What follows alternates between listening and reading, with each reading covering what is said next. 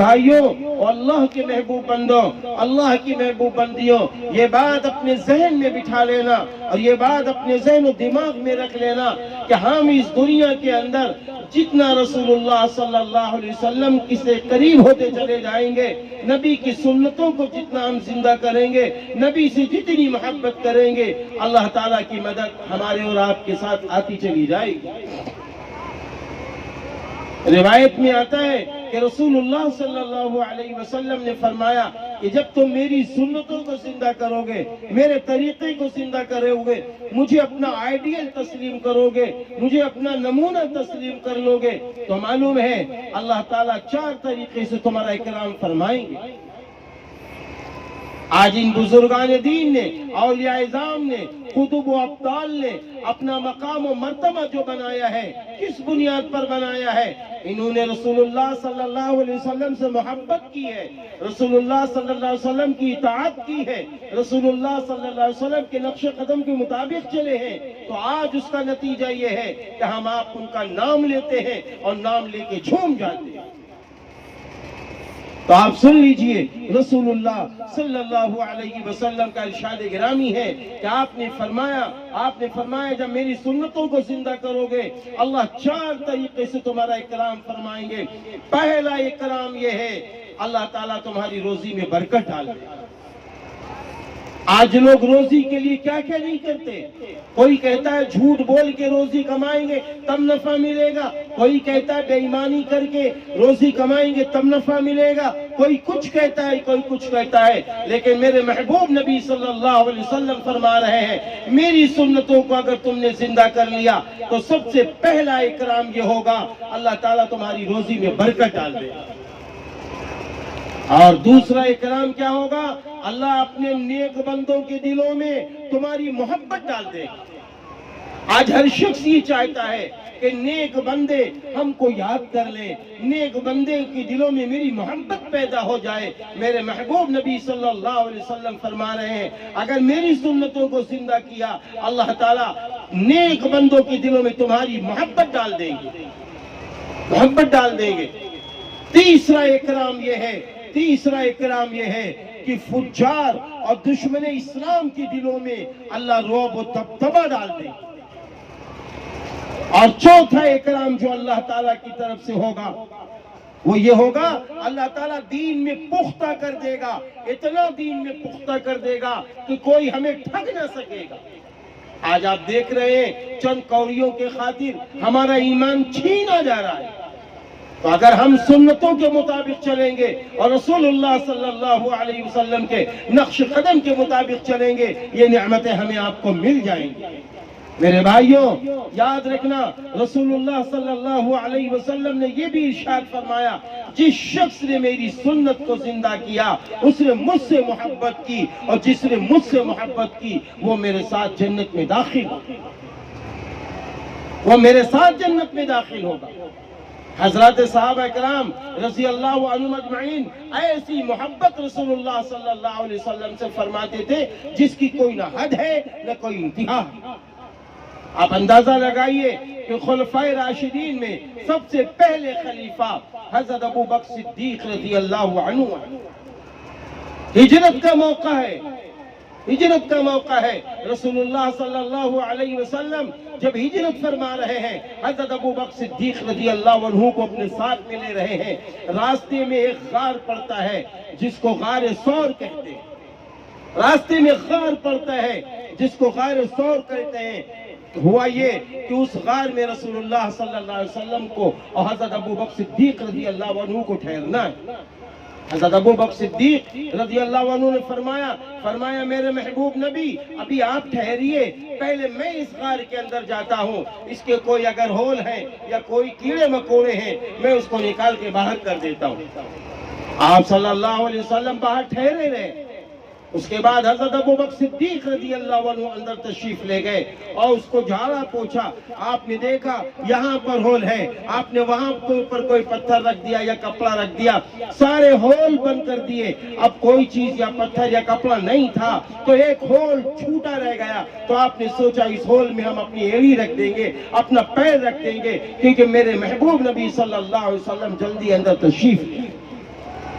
ہوتا یہ ہے کہ آپ باہر تشریف لاتے ہیں، فرماتے ہیں میرے محبوب نبی اندر تشریف لے آئیے، آپ صلی اللہ علیہ وسلم اندر تشریف لاتے ہیں، حضرت ابو بکر صدیق رضی اللہ عنہ بیٹھ جاتے ہیں، رسول اللہ صلی اللہ علیہ وسلم کا سر مبارک حضرت ابو بکر صدیق رضی اللہ عنہ کو ران پہ ہوتا ہے۔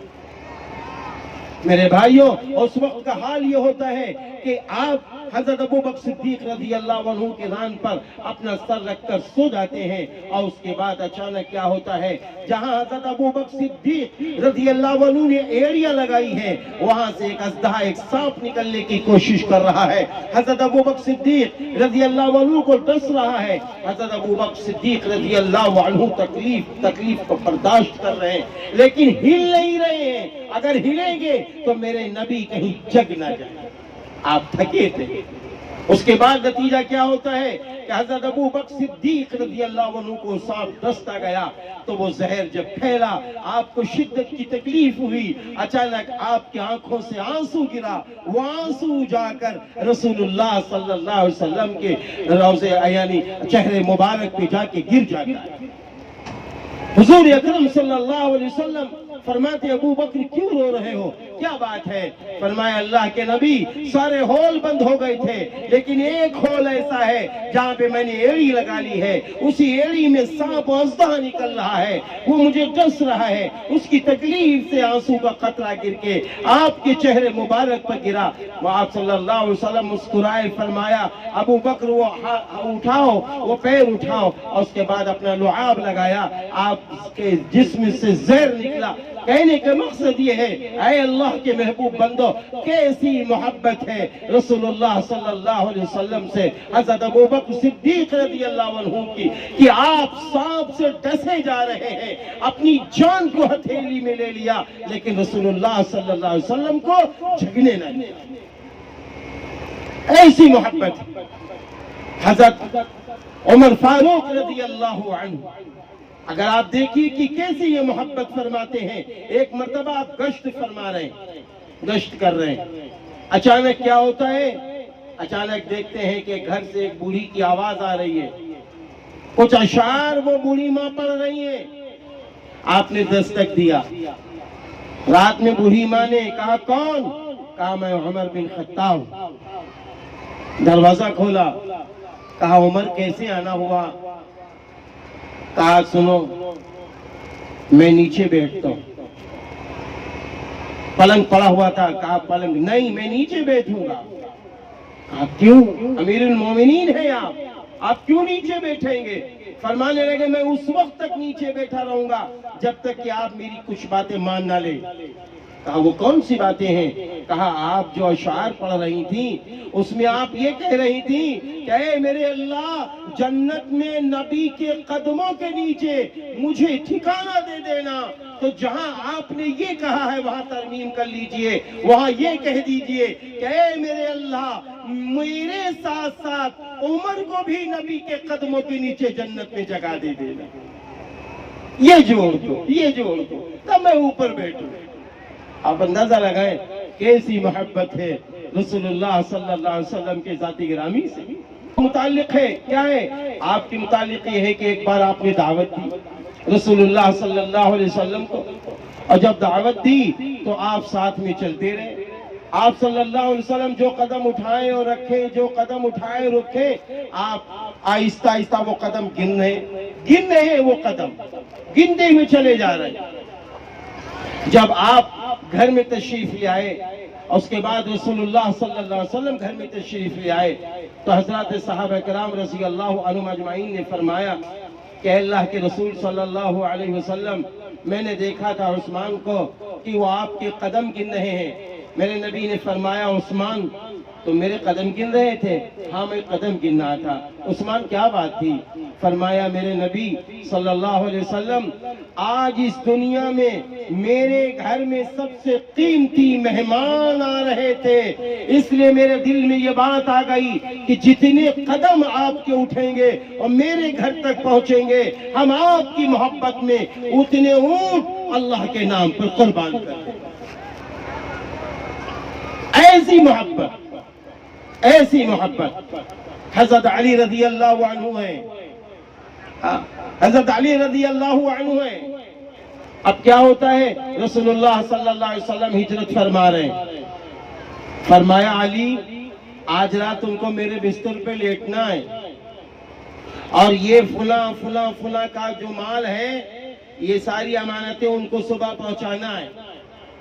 آپ کو معلوم ہے جب رسول اللہ صلی اللہ علیہ وسلم نے بستر مبارک پر حضرت علی رضی اللہ عنہ کو لیٹنے کا حکم دیا تھا تو چاروں طرف رسول اللہ صلی اللہ علیہ وسلم کو ختم کرنے کا پلان دشمنوں نے بنا رکھا تھا.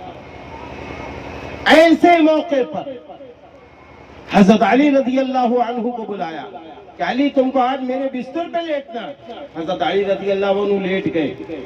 صبح ہونے لگی, وہ سارے کے سارے دشمن یہ سوچ رہے تھے کہ ابھی محمد صلی اللہ علیہ وسلم نکلیں گے, لیکن میرے نبی حضرت جبریل علیہ السلام کے ساتھ نکل گئے. اب ہوتا کیا ہے, حضرت علی رضی اللہ عنہ سے بعد میں پوچھا, صحابہ کرام رضی اللہ عنہ اجمعین نے پوچھا کہ علی تمہیں نبی کے بستر پہ نیند آئی تھی؟ علی نبی کے بستر پہ نیند آئی تھی؟ فرمایا نیند, اتنی پیاری نیند آئی تھی کہ اتنی پیاری اتنی اچھی نیند مجھے کبھی نہیں آئی, مجھے کبھی نیند اتنی اچھی نہیں آئی. کہا علی کیا تمہیں یہ نہیں معلوم تھا کہ نبی کے گھر کے چاروں طرف تلواریں ہی تلواریں تھیں؟ تو فرمانے لگے مسئلہ اس کا نہیں ہے.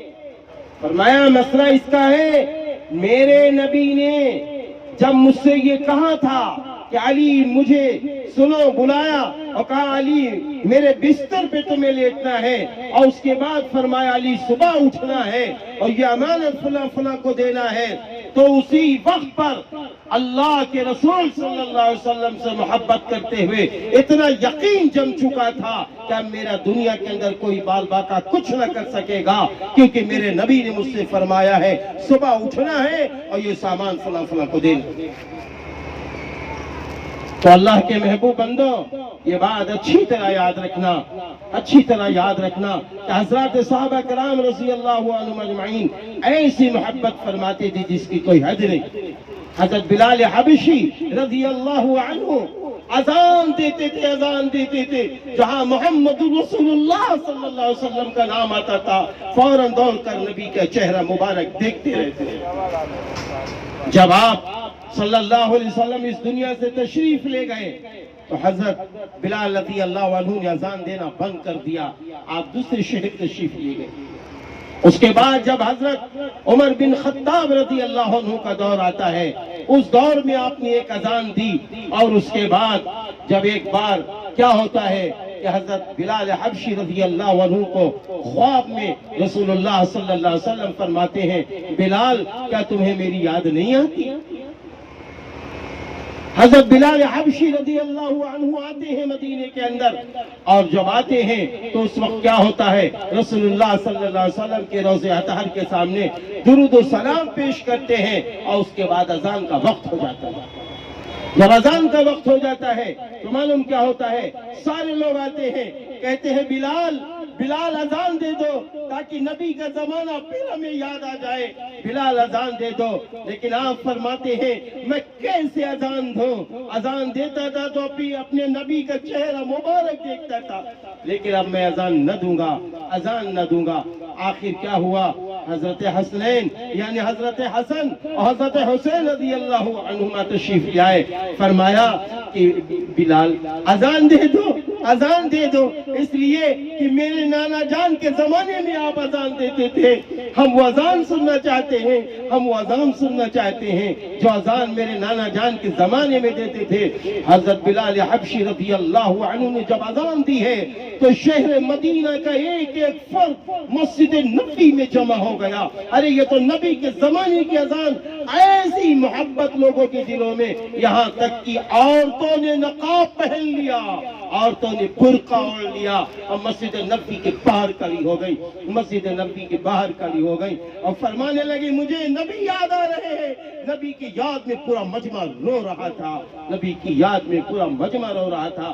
روایت میں آتا ہے کہ ایک بچہ وہ اپنی ماں کے ساتھ تھا, تو اس بچے نے ماں سے کہا ماں آپ لوگ کیوں رو رہی ہیں؟ فرمایا میں اس لیے رو رہی ہوں کہ حضرت بلال رضی اللہ عنہ نبی کے زمانے میں اذان دیتے تھے، آج نبی کی محبت دل میں جو تھی اور بیدار ہو گئی، اس لیے رو رہی ہوں۔ تو وہ بچہ کہتا ہے امی امی جب حضرت بلال آ سکتے ہیں تو کیا میرے نبی میرے پاس نہیں آ سکتے ہیں؟ ہم اپنے نبی کو دیکھ لیں۔ ایسی محبتیں بچوں کے دلوں میں تھی۔ حضرات صحابہ کرام رضی اللہ عنہم اجمعین کے دل میں یہ محبتیں برچی و بسی ہوئی تھی۔ جب ان کے دل میں یہ محبتیں تھیں تو ان کی روزیوں میں برکتیں تھیں، ان کو عزت، شہرت، بلندی، ہر نعمت حاصل ہو گئی۔ اس لیے آج ضرورت ہے اس بات کی، ہم مسلمان کے ناطے یہ حق ہے، ہم کھانا کھانے بیٹھے ہم یہ دیکھیں نبی کی سنت کیا ہے۔ نبی کی سنت یہ ہے دسترخوان بچھا کر کھانا کھایا جائے۔ اما جان حضرت عائشہ صدیقہ رضی اللہ تعالی عنہ فرماتی ہیں دسترخوان جب بچھتا ہے اور اس کے ارد گرد لوگ کھانا کھاتے ہیں تو معلوم ہے اللہ کی طرف سے فرشتے ان پر دعائے رحمت کرتے ہیں۔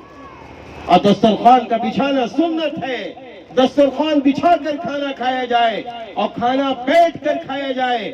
بیٹھنے کے 3 طریقے فرمائے گئے ہیں۔ ایک طریقہ یہ ہے جیسے نماز میں ہم بیٹھتے ہیں تشہد میں ایسے بیٹھا جائے۔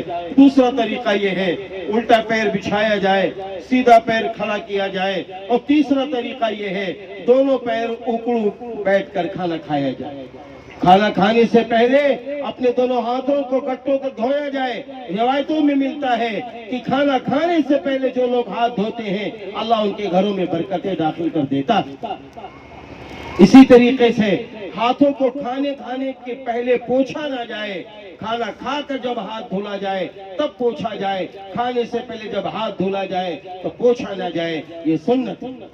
کھانا جب کھایا جائے تو سر ڈھک کر کھایا جائے اور کھانا اپنے سامنے سے کھایا جائے، چھوٹے چھوٹے لقمے کھائے جائیں اور کھانے کے بیچ میں اللہ کا ذکر کیا جائے، سبحان اللہ الحمدللہ پڑھا جائے، اللہم لک الحمد و لک الشکر پڑھا جائے، کھانے سے پہلے بسم اللہ الرحمن الرحیم پڑھا جائے۔ یہ کھانے کی سنتیں ہیں۔ کھانے کے بیچ میں اچھی گفتگو بھی کرنے کا حق ہے لیکن بہت زیادہ نہیں۔ تو یہ کھانے کے آداب ہیں میرے بھائیوں، کھانے کے آداب ہیں۔ آج اسی طریقے سے جب ہم سونے چلے تو ہمارا یہ ذہن جا رہا ہو میرے نبی کیسے سوتے تھے، تو آپ صلی اللہ علیہ وسلم نے فرمایا سونے سے پہلے وضو کر لیا کرو۔ جو لوگ سونے سے پہلے وضو کر لیتے ہیں تو ایک فرشتہ ان کے ساتھ چلا جاتا ہے، اور پھر وہ فرشتہ جب چلا جاتا ہے تو جانے کے بعد کیا ہوتا ہے کہ جب وہ سونے والا کروٹ لیتا ہے تو وہ فرشتہ کہتا ہے اے اللہ اس کی بخشش فرما، اس لیے کہ یہ باوضو سویا ہے۔ آج بہت ساری عورتیں آدمی یہ کہتے ہیں ہم کو رات میں خواب پڑتے ہیں، آپ باوضو سوئیے آپ کو اچھے خواب پڑیں گے، آپ برے خوابوں سے بچیں۔ پھر آپ صلی اللہ علیہ وسلم جب بستر کے قریب پہنچتے تھے تو وضو کر کے جاتے اور داہنا پیر بستر پہ رکھتے، بستر کو 3 بار جھاڑ لیتے تھے اور پھر آنکھ میں داہنی آنکھ میں 3 سلائی سرما اور بائیں آنکھ میں 2 سلائی سرما لگاتے تھے، اور اس کے بعد اللہم بسمک اموت و احیا پڑھتے تھے، اور پھر قرآن کریم پڑھتے پڑھتے سو جاتے تھے۔ قرآن کریم پڑھتے پڑھتے سو جاتے تھے۔ ہم بھی سورہ ملک پڑھیں، ہم بھی سورہ سجدہ پڑھیں اور آیت الکرسی پڑھیں، سورہ فاتحہ پڑھیں، اور قل اعوذ برب الفلق کی سورہ اور قل اعوذ برب الناس کی سورہ پڑھتے رہیں۔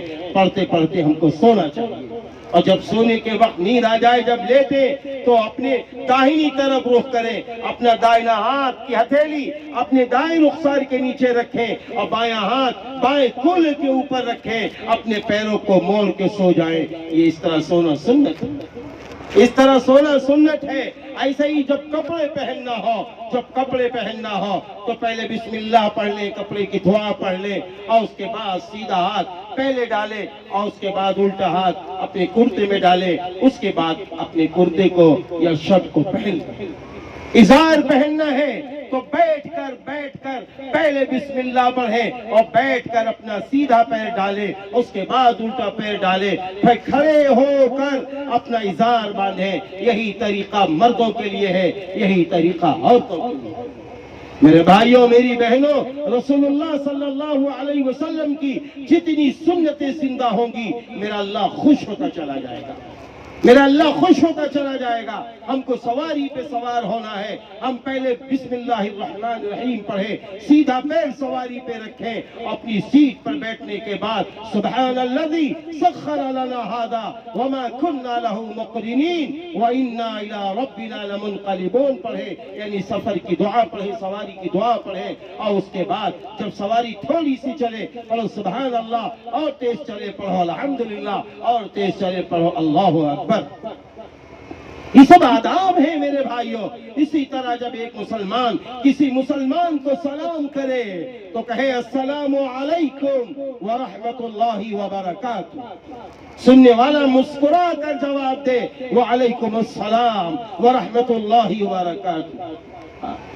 ہمارا اور آپ کا اسلامی طریقہ ہے, ہر چیز بھی اسلامی طریقہ ہے. ہم نہائیں گے کیسے, ہم وضو کیسے کریں گے, ہم کھانے کے لیے کیسے بیٹھیں گے, ہم مہمانوں کے ساتھ کیسا معاملہ کریں گے, ہم اپنے ماں باپ کے ساتھ کیسا معاملہ کریں گے, یہ سب اسلامی آداب لکھے ہوئے ہیں.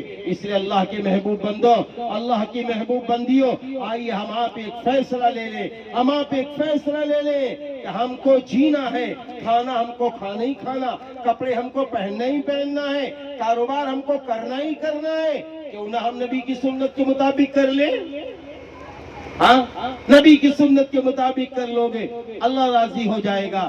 یاد رکھنا قیامت کے دن رسول اللہ صلی اللہ علیہ وسلم نے فرمایا اللہ تعالیٰ قیامت کے دن کہے گا فرشتوں دیکھو یہ میرے بندے آئے ہوئے ہیں, ان سب کو دیکھو, نبی کے طریقے کے مطابق اگر زندگی لائے ہیں تو انہیں لے جاؤ جنت میں داخل کر دو, جنت میں داخل کر دو.